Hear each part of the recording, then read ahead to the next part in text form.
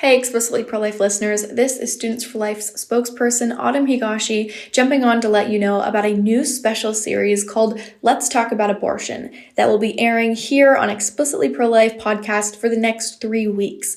This series is co-hosted by myself and Students for Life spokesperson Kristan YEARGIN, and on these episodes, we will take a deep dive with our guests about their personal abortion-related stories and some of the most pressing topics on the pro-life movement right now. So tune in for the next 3 weeks here on Explicitly Pro-Life. You don't want to miss this. On this episode of Let's Talk About Abortion, the leaders of the Vulnerable People Project share their incredible story of Afghan refugees being reunited with their baby. But she was just scared, desperate, because her child got separated from them when the bomb exploded at Abbey Gate. While she's pregnant, they just say, you're on your own. Yeah, you have a complicated pregnancy, you're on your own. Get ready to be wowed and inspired by these pro-life activists. Listen now.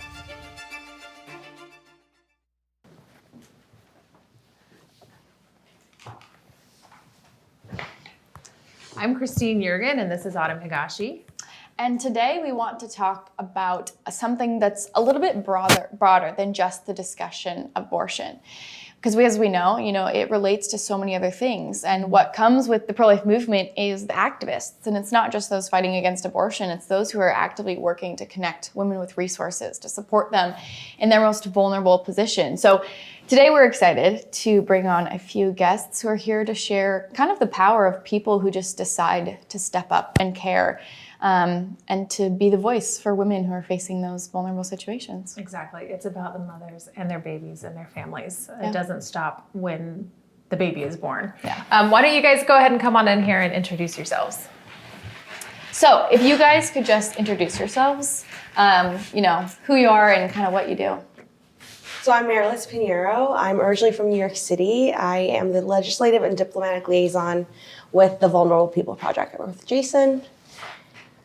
I'm Jason Jones, and I'm the founder and president of the Vulnerable People Project, and Awesome. Marilis is my boss. You also do movies, and I make don't movies, just stop there. And I write, and I have a podcast.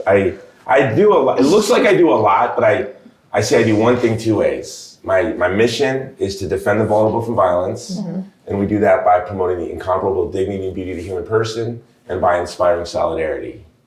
And so movies is really the greatest way to generate empathy. So one of our programs is Movie to Movement, and one of our programs is the Vulnerable People Project. Right. But they fall under our organization name is actually the Human Rights Education and Relief Organization. Yeah. So explain to us a little bit about what the Vulnerable People Project does. Because this is related a little bit to our story that we want to share Yeah, today. so I founded VPP. I had the idea in college. I was a soldier before college. I was in the military. And I founded the Pro-Life Student Union, but I would also, at the University of Hawaii, but I also had other causes that to me weren't really different. And I didn't understand why people thought when I was working with communities facing genocide or democide, and then I had my pro-life club, it was so frustrating to me that they had to be separate clubs. And people would say, oh, it's so interesting, you do all these, no, it's the same. I'm protecting vulnerable people from violence. So the idea behind the Vulnerable People Project was that we would run influence campaigns for communities facing genocide, and we would defend from the child in the womb to the child in Darfur. We had the genocide in Sudan at the time. This was my vision. And then I wanted to harness the power of the pro-life movement for issues that were like and commensurate to abortion. You'll often hear abortion compared to a lot of prudential issues, and that's not what I'm talking about. But there are issues like and commensurate to abortion. For example, man-made, government-created famine catastrophes like we have in Afghanistan now, where 50% of the population is facing severe hunger. Millions of people will die of starvation and exposure. These are like and commensurate to abortion, and so that's really our mission. Wow. Yeah. So you have another story. Both of you are involved with another story that's very special. There's been articles written on it. We want to hear a little bit about that. So tell us the specific story of this family that you were able to help in Afghanistan. Yeah, so in August of 2021, when Afghanistan began to fall, I was actually fighting COVID pneumonia. And I was in my home office pretending to work, but actually I had COVID pneumonia. I was lying on my couch. in my office. And a friend of mine called me and said, my dear friend from Afghanistan who made an anti-Taliban documentary, his mother just got a death letter from the Taliban. They were gonna, when they got to Kabul, they were gonna kill her. Oh my gosh. So can you help rescue my friend's mother? So I have a lot of friends in a lot of different government agencies and different organizations. And so I said, let me see what I can do. We were able to help her. But by the end of the first day, then I had like 12 people asking me for help. And I was just fielding calls from friends and then trying to have these people evacuated. By the end of the first week, I remember exactly I had 576 names on an Excel file that I created while I was fighting COVID pneumonia, which actually was probably a grace because they gave me prednisone. And prednisone makes you like a superhero. You don't need to sleep, you're really focused, you know? And it's true. Wow. Strange but true. And so we were, by October, well, the US left in at the end of August. Most groups followed right behind them. I never looked to planes to evacuate people. I looked to overland routes to neighboring countries. So we never had to stop. And then in December of last year, we launched something called Coal for Christmas, where we've done massive food and coal distributions across Afghanistan. Like the past 3 weeks, we've distributed 300,000 meals That's incredible. to minority communities across Afghanistan. And we were doing that as well last year. But I get a phone call from Pflugerville Pregnancy Center in Texas. And the lady only knew me as the Bella guy, the movie guy. She's I like, have seen that one. yeah, So good. go see Bella, guys. So she knew me as the movie guy. And she's like, I don't know why I'm told to call you, but we were told to call you. And, oh, this is awesome. This is really good. Thank you. And you make movies, but Joe Poyman said you can help in Afghanistan, and we have a problem. And I'm thinking, well, what could a pregnancy center, what problem could they have that we can help with them in Afghanistan? They thought I lived in Hawaii, which is where I'm from, but I'd moved to Texas. I said, I can be to you. So I drove to meet with them, and this young woman had found the pregnancy center through, it was an Afghan refugee couple. The young woman had a problem pregnancy, so they evicted her from the refugee camp. Just go out into the world, welcome to America. And this is a U.S. government refugee camp. Yeah. So, And while she's pregnant, they just say, you're on your own. Yeah, you have a complicated pregnancy, you're on your own. Wow. And this was in Texas. no, they were in Virginia, but were in she Virginia. had she knew of an Afghan community in Austin, so Got it, she okay. made her way to Austin. So that's how she found the pregnancy center. Yeah, and I Yeah. don't know how I guess through Google or what, I don't know Yeah. how she found Loveline, but she was just scared, desperate, very sick, had depression because her child and her mother got separated from them when the bomb exploded at Abbey Gate. They were the next in line to So get she in. already had a child. Yeah, At her this point. first. Okay. Her first, who was, at the time, he was 9 months old when they were separated during the bombing at Abbey Gate. So now she's in America, sick, complicated pregnancy, just looking for help. She was Yeah, just she's- searching she of was who really was out there. despondent. So the backstory is they were in line to get into Abbey Gate. She was what's called an SIV. She served the U.S., so she qualified for a special visa. So they're waiting to get in line. The bomb blast goes off. Marines start pulling people into the airport. A firefight ensues with ISIS, but the bomb throws grandma who was holding baby back away from the gate. And they're pushed away from the crowd and the surge. And so this young couple, this woman is crying, like, let me stay, I want to die here with my baby, don't take me. They literally pull her into the airport, and they put her onto the plane with her husband. And off they go away from I grandma can't and even baby. And this is the same time frame of when we're all seeing stuff happening in the news. Yeah. I'm sure Recently. you saw and- the plane. yeah, the bird 13 flying away. soldiers and Yeah, That's so the that was the bombing. the bombing. same thing. Yeah. Okay, wow. That was the bombing. Yeah. So these are the stories that you know, obviously other people got hurt, but we don't Oh, always I have so hear many stories these. about Abbey Gate. stories. Yeah, that were people I was in direct communication with that died. 170 Afghans died. Oh my gosh. And people we were trying to rescue died in the Abbey Gate explosion. So now grandma and baby, flash forward, this is December of last year, so it was 5 months later. Of 2021. 21. Yeah. Okay. Are freezing to death and starving to death. And mom and dad are in Austin. So the pregnancy center thinks I'm a movie guy. thinks I'm in Hawaii, and here It's so funny that she just blindly was like, okay, I Well, guess no, I'll call him, she you know, called- if she she's called like, Texas Alliance for Life and Yeah. said, call Jason Jones. And she's like, She's why like, am I calling why this a movie guy? guy? Yeah, that is so funny. And I always tell people, like, I was doing this before movies, you know? You're like, if anything, this is how I should be known. Yeah, well, you know, my wife was like, I used to get upset. Hey, call me the movie producer. I'm not.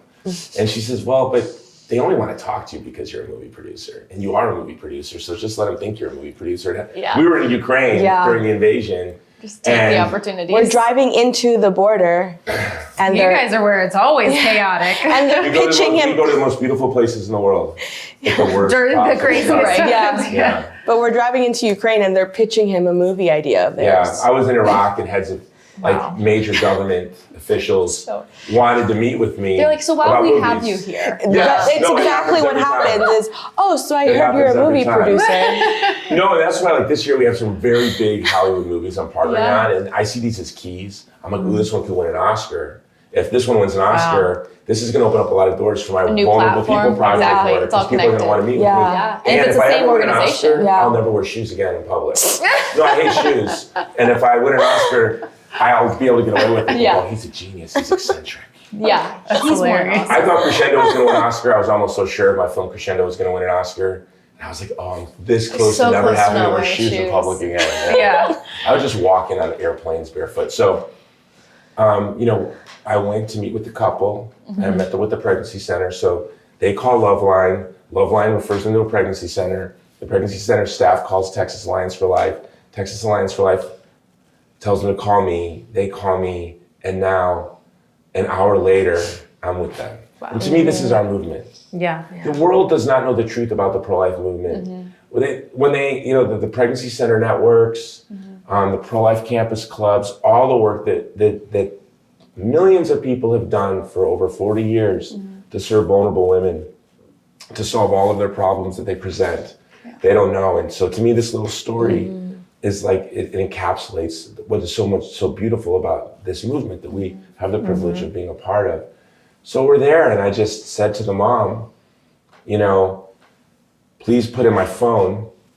I opened up this app that we use that's secure to communicate, and I said, can you just put your address to where your mother is? And so while we were meeting, I texted my team, deliver 4 months supply of food, coal is what you burn for heat. Food, coal, baby formula, diapers, candy, bring it all. Yeah. Formula. And Within like 5 hours, 6 hours, they had it Wow. delivered. Wow. the door. I can't even imagine. I mean, because from them, they don't know all this is happening behind the scenes. Exactly. And then all of a sudden, somebody shows up at your door with everything that you need for the next, you know, however long. I mean, that must have just been so. And you're a grandmother and you have a baby. Yeah. You know, I mean, thank God Thinking the grandmother infant. survived. And we were but, able to pay for the you know. rent. This family didn't have, this couple was homeless. Oh my gosh. So we put them up in an apartment. Yeah. And In he was- Texas? In Texas. In Texas, yeah. So we were able to support the parents in Texas. And he was an engineer. She's an educator. Very talented Brilliant, people. By the yeah. way, they look like Movie stars, Afghans they're are the most gorgeous. beautiful people in the world. Am I allowed to say that? I don't know. They're beautiful. It's I mean, like, wow. they're objectively They all beautiful. look like movie stars. Like, I think I got a career in making movies with Afghans after this because they all look like movie stars. And this couple especially, and they're cool. Yeah, Like, very they're just cool. Western. yes. And then they're just cool, they're hip and hardworking, but you know, they're struggling, they're in a new country. Missing their baby. Oh, So my did gosh. were they in communication at all with the grandmother? Yeah. Okay, so they did Yeah. know that the baby was still alive Safe. and Yes, safe. yes. Yeah, they were in the baby constant wasn't communication. safe. And the Right, baby, I mean, safe, I they were guess, in literally terms freezing of- to death. Right. And can I tell you what's been so hard about our work is, especially the first couple months, I said, imagine if Anne Frank had WhatsApp. And she wasn't writing a diary, she was texting you. That's what it's like for us. And then the Nazis kicked down her door and killed her. That's what the work was for us for many, many, many months. And still is. I mean, Still every week, this every last day. week we had something like this. So we're communicating with people directly. Yeah. And people know the stories of the people we've saved. Yeah. So we're telling you this story. We're not telling you, there's a lot of stories we could tell you. And also, he was at risk because of his mom's status as an SIV for helping our military. For anybody who doesn't know, what does SIV An stand for? stands for Special Immigrant Visa, and they're granted to those who helped our military in a particular way for a minimum of 2 years. Okay. Yeah, So maybe it was in risk because the mother had. Yeah, so and that's why they were fleeing, because when our military was pulling out of Afghanistan, the Taliban immediately was going after American citizens and SIVs, Afghan allies. And because of his mom, he was at risk, and grandma was at risk. Wow. So, I'm interested, and we don't have to touch on it now. We'll continue on the story, but I do want to hear a little bit about the stories that don't end up panning out. The rescues, and maybe how you guys deal with that. But so they knew that grandma and baby were okay. Obviously freezing. What was kind of the next steps here that you guys were involved with? So then the next steps was Jason called me, tells me the story, and that was... Would it be prudent to tell them why I hired you, or should we not tell the public? You can tell them. Now you have to say something. I feel like you can't just leave them hanging now. Okay, so dun. Miralys, she can tell you her background is in diplomatic work. Okay. We met at a pro-life softball game in Washington, D.C. when I was visiting about a month before the fall of Afghanistan. Yeah. And she had left working at the Vatican and working at the Vatican Embassy and was looking for work. Wow. And I thought, okay, I'll put in my file if I can think of an opportunity. Noted. For her. But I was on a phone call, and by the way, I'm the biggest animal lover. Like, people make fun of me. So I just want to preface that. No shoes and animals. Like, when there was the Great Freeze in Texas, I brought all the stray cats into our house and put them around the fireplace in the neighborhood. Seems like something you would I do walked, based on I do what I this, know I about do you. this. This is a true The story. vulnerable No, Animal Project. I've seen it. I am a weirdo, and people laugh at me. So when I tell you this is a preface. You've never met a bigger animal weirdo than me. He's obsessed with my dog, so yeah. Romeo's obsessed with me. Romeo loves me. So, but I was on a call with the State Department when Afghanistan was falling, when I had pregnant women in hiding, when I had U.S. citizens being hunted. And there were these dogs that were U.S. service animals. They served in the U.S. military. I was an infantryman. Thank you for your service, dogs. That's good for you. But I was on a State Department call with all these organizations. We were talking about dogs for 20 minutes. Of how to rescue these dogs. And I'm doing something else, just trying to space out and not listen to a 20-minute conversation on dogs when we have human beings that are being hunted and killed. And finally, I just, you raise your hand in the call. And I was like, excuse me, I know what we can do with these dogs. We can slit their throats and throw them in a ditch because I'm about to have a pregnant woman killed. And I don't want to hear you talk about dogs one more time until every human being that served our country is out of there. And I looked at the screen and I realized they all looked at me like I was a crazy person. They thought they think I'm the crazy person. Like, no, I love, it's My wife said to me, you're such a hypocrite because the night before you were looking for the stray cat in the neighborhood because there's a hailstorm at 2 a.m. which I was.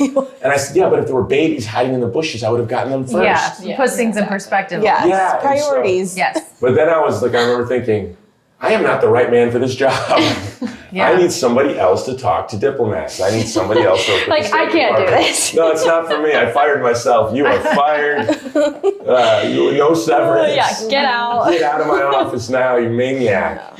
So that's what you do. Never allowed And then I reached out to Miralys. Yeah, we actually ran into each other at the Supreme Court during the Dobbs hearing. Asked him how his work in Afghanistan was going. He was like, I need to talk to you. Wow. And so we ended up meeting the next day, and that was when he offered me a job. Wow. But yeah, so that's my main role, is working with different countries, different embassies, heads of state, to try to advocate and get visas and, documents and things for the Afghans that we help. Wow. Yeah. That's incredible. Yeah. So, and that was a big part with the baby's story, with getting him here, was Jason tells me about the background and then immediately started, trying to do everything I could with the State Department to work to getting him here. But because he was at the time a year old, not even, it was very difficult of trying to figure out, who can travel with him as a baby. Grandma sadly did not have documents and would not have been granted the documents she needed. So it was like, who can travel with him? And thankfully his aunt, his dad's sister, was able to come and willing to come. So what was that process like? A little complicated, or a lot complicated, but just daily phone calls and knocking on the State Department's doors, asking for an update. It's, when you submit all the paperwork, they gave me a list of this is what he needs. And within the day, here it is, And it's just like knocking on doors, constantly calling daily, multiple times a day of like, how's his case going? Has he been manifested on a flight yet? Eventually he was manifested on a flight to Doha in Qatar. And then again, it was like, well, how long is he going to be in Doha? Anywhere from 6 to 9 weeks. And it's like, then he got really sick in Doha, and mom was just so worried of and aunt had never traveled outside the country by herself, let alone with a baby. She's very young. Very young. She was in her early 20s. Of course, afraid, Right. And here's this baby. So she, they're in Doha, and mom's calling me every day. We get very close with the families that we help, just from communicating with them pretty regularly. And she's like, when is he coming? So then, I'm sending literal screenshots to the State Department of like, this is what mom is saying is going on at this refugee camp in Doha. Is there any way we can get him manifested on a flight sooner? And thankfully, we were able to push it up. And it was the happiest. I remember calling Jason, he was the first person I called. With every step that you were finally able to get through. They're finally manifested on a flight. And then it's always, you're holding your breath, because there are times when they say they're manifested on a flight and then, oh, sorry, plans have changed. And so, I wanted to be careful with how much we were sharing with mom and dad about the status of their Don't want to baby. get their hopes up. Yeah, That's it. Yes, exactly. The most challenging part of our job is giving people hope and not giving them false hope. Yeah. If you give somebody false hope, they may not take actions into their own hands when they have an opportunity to save their own life, because they're counting on you. You're going to be their savior. But you don't want to lead them to despair either. And so that's always a delicate balance. You want to give them hope, but you don't want to give them false hope. And there are a lot of Americans out there, a lot of groups that just run around and deal in nothing but false hope and phony promises. Yeah. And then we're there trying to clean up the mess. And the literally. last thing I ever want to do is give false hope. And the one thing we told all the refugees when they first onboard into our organization is I tell them, you're going to be okay, and we're going to be with you till you're safe.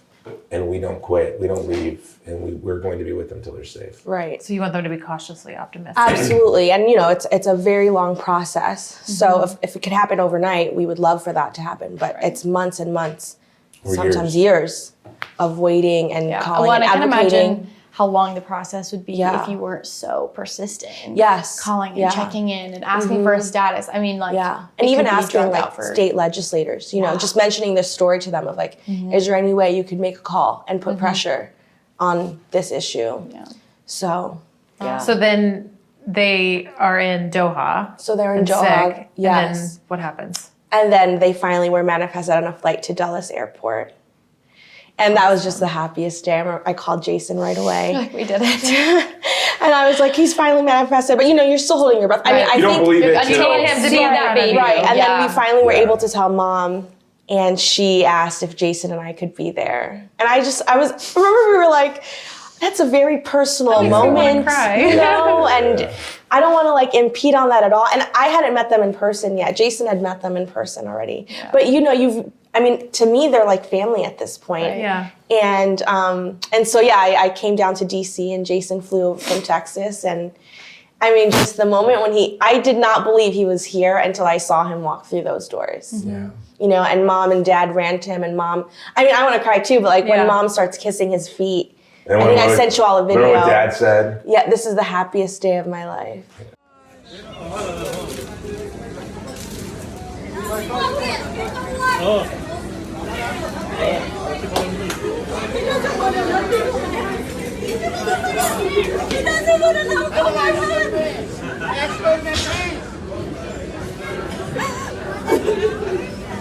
He's holding my hands. Hey, Kristan.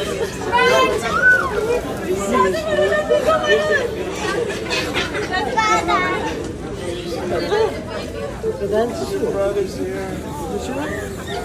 He doesn't want to let go of my hand. Oh my God. I'm sorry, So clearly you have a heart for people who are vulnerable and suffering. And it has led you into the work that you do in both the pro-life realm and, rescuing people from countries.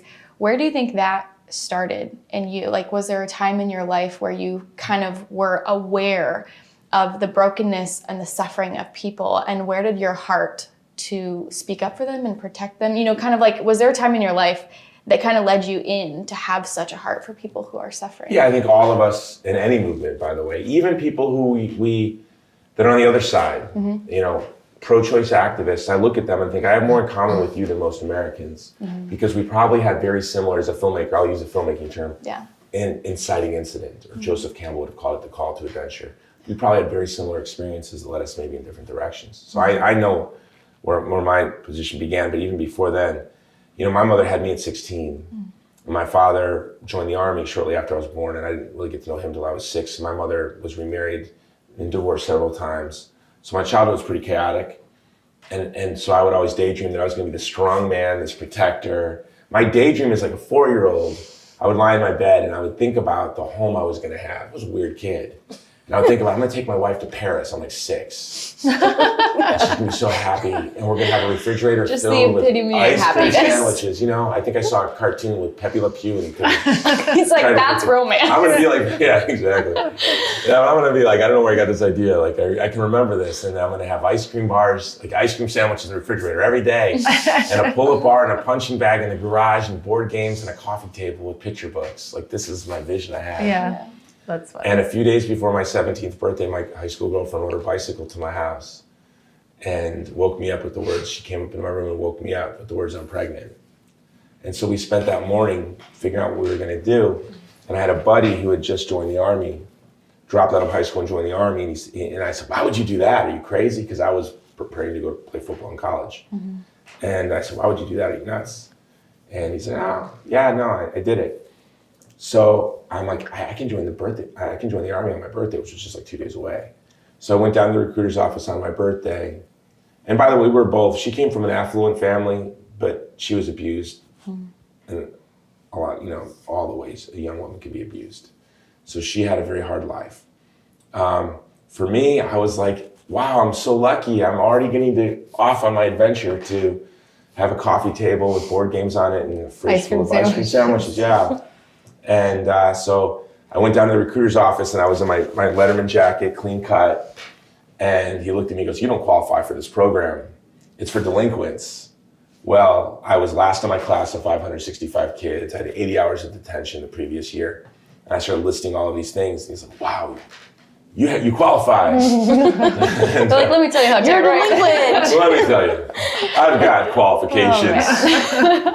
I'm qualified. And he's like, you know, if your principal signs this document and your mom signs this document, we get you to pass the GED, we'll get you into basic training. So that's what happened. And, you know, not long after, I'm off to Fort Benning, Georgia.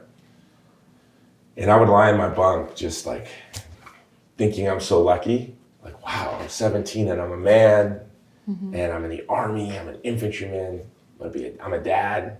I knew nothing about abortion, nothing about politics. I'd never been to church a day in my life.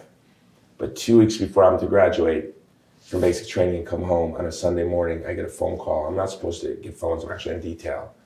And a soldier came in and said, Jones, your girlfriend's on the phone and she's crying. And I ran out and she was crying like I had never heard a woman cry in my life. Her soul was crying. And she just kept saying, I'm sorry, I'm sorry, I'm sorry. It wasn't me. And then her dad said, I know your secret and it's gone. I took Katie to get an abortion. So he took his daughter to get a forced 3rd trimester abortion. Wow. As strange as it might sound to your generation with Google and cable news and all of this, I didn't know that you could kill the most vulnerable member of the human family, the child and the woman in our country, until I found out that my daughter was killed. And we know the baby was a girl because the abortionist said after the procedure, looked up at my high school girlfriend and said, oh, by the way, you had a little girl. Wow. So that day I sat there in Fort Benning, Georgia. I thought I was the strongest man in the world. I thought I was the toughest, strongest guy in the world who would protect his family. I daydreamed about being this protector, that nothing would ever happen bad to my children, ever. And here I failed to protect my own child to birth. And when I got to my duty station as a young soldier, and on my first deployment, I didn't even know there was a pro-life movement. I didn't even know the expression pro-life, but I knew I wanted to fight abortion. But I remember after my first deployment, I was like, I want to spend the rest of my life helping fathers protect their children when they can't. That's how I didn't even know there was a pro-life movement. I would go door to door talking to civilians on my off days in Hawaii, knocking on doors going, do you know abortion's legal? You were just shocked.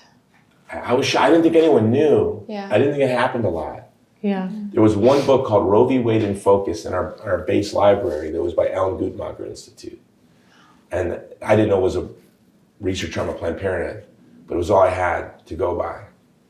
And eventually Hawaii Right to Life found out I was knocking on doors. And they You're like, called, we can use you. no, they were mad at me. Oh, really? They called my unit, because I would give people my phone number and say, in my base, we had what's called a desk duty. In the days we didn't have cell phones, so you'd say, call the desk at my barracks. And I would say, hey, call the desk, call my barracks, and if you want to help me knock on doors, these are all Filipino immigrants. Like My mom. And they would. She was the target. They were all plantation workers, Filipino immigrants. They're probably all pro-life. They all were pro-life, and they all didn't know abortion was legal. gosh. I thought this is going to be the easiest Yeah. thing in the world. Like, I've got my people. No, my people, I love Filipinos. Me and my army of Filipinos going door to door telling other Filipinos that it was legal. And they all were shocked that it was and thought it shouldn't be. And I'm like, this is going to be so finally. easy. Yeah, this is going to be so easy. Like, we've got this. It's going to be gone by And then tomorrow. I would give my number. Well, one of the folks said, hey, there's this guy. They gave him my number. She called me yelling at me, called me saying, I'll never forget, you need to stop telling people you work for us. And she said the name of the organization, Hawaii Right to Life. But it didn't register to me. I didn't know Yeah. what? Like, I Work don't for even you. know I'm what in the those. Army. Yeah. I don't work, I'm in the Army. No, Yeah. but you tell people, do you knock on doors telling people about abortion? Yeah, I do. Well, we're Hawaii Right to Life. That's what we do, fight abortion. I'm like, oh, right to life. That's got a ring to it. You're like, that's a We good have one. a group? There's a group? Like, My people. whoa. And she was Wait, why are you mad. mad at me? We're on the same Right, page. there's a group. I can't believe it. I know to your generation, this sounds like he's making this up. You're like, Yeah. I can't believe it. But it's true. I had heard about abortion once before, and it was a gross joke. I was in the locker room, I won't even say it, but I hear these guys say a joke. And it was like, did you guys hear the phone number to Planned Parenthood? It was like 1-800, you blank them, we blank them. And I was like, what's that? And I was in the locker room, I was a freshman, and went some over your senior head. said it. And I remember just like look away. Not that I was a little virtuous kid, but I was just like, Yeah. don't even listen to that. I don't know what that was. That was just weird. Yeah. And that was kind of, because I thought about abortion. I was trying to rack my mind when I'm at Fort Benning. But those were the days. Like imagine, you guys can't even imagine. I went to my little base library and I took out the card catalog, which you don't know what that is. But it was a thing. And I did this and I wrote this down and I went and looked at the library that had like not a lot of shelves. But you want to know what's crazy? Then I wanted to go to college. And so I'm in the infantry, high school dropout, but I foraged my captain's signature on a form to allow me to take college classes. This is true. And so I'm taking college classes and I go to the education guy. The education guy worked for Father Paul Marx, who was one of the founders of the pro-life movement. So by God's grace, my education counselor turned out to be a pro-life activist who ended up working. We worked at Human Life International together 20 years after, 12 years after that. So it's God's grace. Honestly, it's refreshing because I always tell people, if you were able to find people who didn't know what abortion was and you put them in a lineup and you explain it to them honestly, I guarantee you 100% of the people would say, that's weird, that's wrong, that feels unnatural. But we live in a culture that is so polarized. We live in a culture where my generation is so attacked. It's not even just misinformation. It is an attack of misinformation. And so when I'm having conversations with people about abortion, they've already heard a million things and a million reasons why it's okay. And for you as a 17-year-old man to think, you weren't exposed to it and to hear about it was heartbreaking. And that should be our response to abortion. That is how every single person should feel when they hear and speak of abortion. But when you lead into the lies of our culture, the lies of the abortion industry, Planned Parenthood teaching sex ed to kindergartners so that they can plant seeds even then, and then they're back in middle school and they're back in high school, and then when they find themselves in an unexpected pregnancy, where do they go? They're best friends at Planned Parenthood who they've known since kindergarten.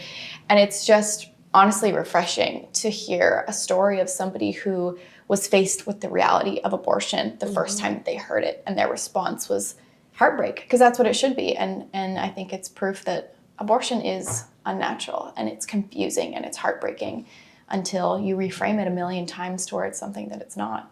It is. It's my son, when he found out what abortion was, not from me, from someone else, asked me what it was, and he was 11 at the time. So I explained it, and he started crying, just bawling in the back seat. And he's like, "Why would anybody do that?" Like, and that's how we're born. You know, we're inherently pro-life. We inherently value babies. We see an ultrasound and we think it's a baby. So you have to lie and manipulate to these kids in order to get them on your side to think that it's okay to kill a valuable, precious life. It's not okay.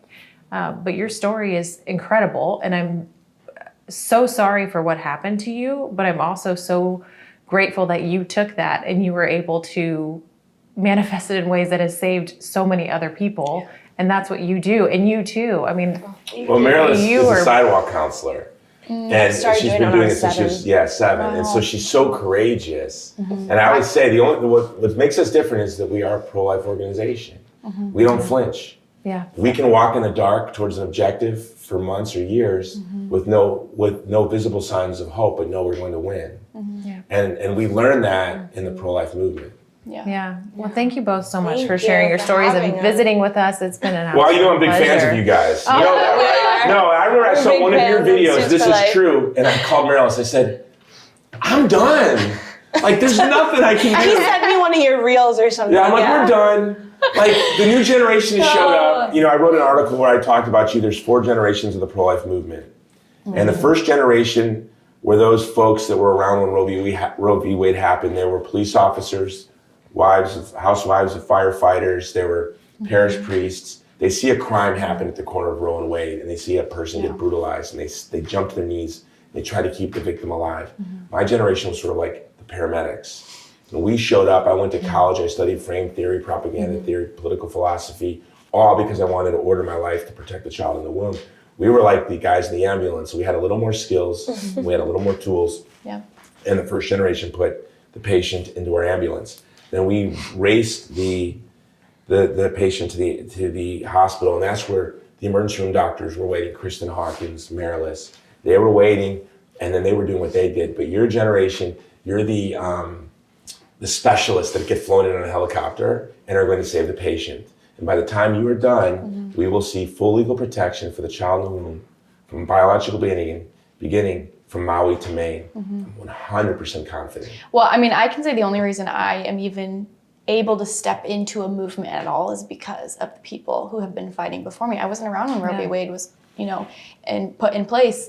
And, because of the relentless passing of the torch from generation to generation, there is a movement waiting for me to pick up the torch and run with it and to carry it on and to pass it to my children and their children, because as we know, Roe v. Wade wasn't the end of this. No. And my generation won't be the end of this. We live in a post-Roe world. Exactly. And so there will always be people Yeah. who are in need, and there will always be people who need to step up. And so I just so admire your work and the people before you and the people before you of it's hard. I know it's hard, this movement and any sort of, whether it's ministry or a fight against human rights and justice, it's hard to make it your whole life. It's heartbreaking, it's exhausting, and yet we're here because it's so, so important and so necessary. And if it wasn't for you guys, and if I was left to the culture, I wouldn't be doing this. And so because of the relentless truth bearers and the speaking and the activism and the fighting, there was another side for me to decide on. If it was just up to our culture, I don't even think I would even know that pro-life was a thing, honestly. Based on social media, if it was up to them, I'd be marching for Planned Parenthood probably. If I wasn't raised by parents who taught me the value of life, if I wasn't surrounded by pro-life activists who care so much, and seeing that as motivation and inspiration is the only reason I do what I do. You're right. So I appreciate you and your work and you and your work. Yes, thank you guys for joining us. Much. Thank you. Thank you. Thank you so much for having us and chatting with us on this table. Hanging out with us. Yeah. It has been an absolute pleasure.